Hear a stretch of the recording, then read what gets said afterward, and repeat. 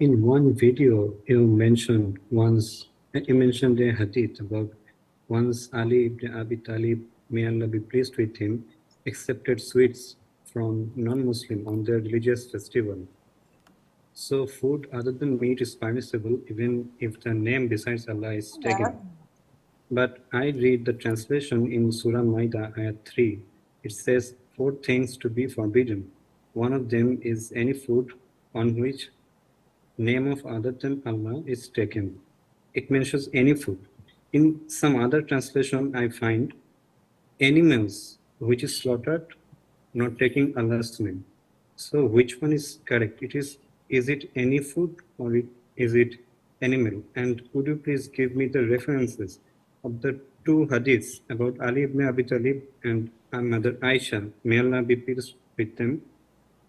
First of all, I do not give references because the time does not allow us to do this, and I don't keep references in my head. Otherwise, I wouldn't be in this program. I would have been somewhere with the major scholars of Islam. Secondly, we do not jump to conclusions without doing our own research.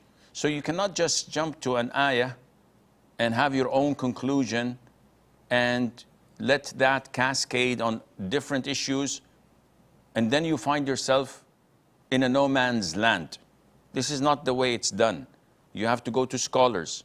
You have to understand the interpretation of the ayah, read the different tafasir, 6 or 7 of them, and then go to the books of fiqh and understand the juror's opinion on such tafsirs, etc. There's no dispute that if I bring an apple and a disbeliever, a mushrik, says different names on it of his idols, that this has no impact on the apple. I think they call it puja.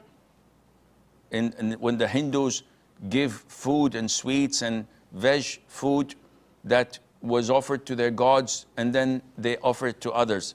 No problem. The food itself is not going to be contaminated. When they say the name of Krishna or Rama or whatever gods they have, it doesn't matter. The apple is going to still be an apple. The sweets going to be still be sweets. The thing that is affected and impacted when saying other than the name of Allah is when you slaughter an animal.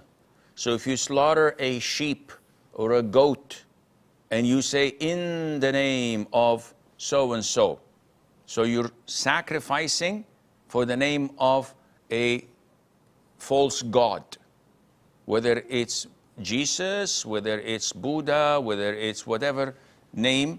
This makes the meat of that slaughtered animal haram, and you cannot eat it, consume it, or use it. It's najis. And this is what is meant by وَلَا تَأْكُلُوا مِمَّا لَمْ يُذْكَرِ اسْمُ اللَّهِ عَلَيْهِ وَإِنَّهُ لَفِسْقٌ. And do not eat from what the name of Allah was not mentioned upon, and this is a sinful transgression.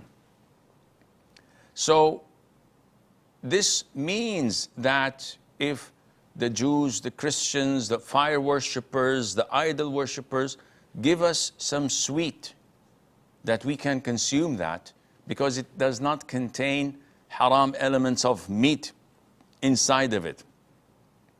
And if the Jews and Christians give us meat that is halal, then we can consume that because it's mentioned in verse 5, Surah Al-Ma'idah, chapter 5, that the slaughtering that the Jews and Christians do to their animals is halal for us. So we don't have to ask or check. Once it comes to us, we can eat and say Bismillah. And I hope this answers your question.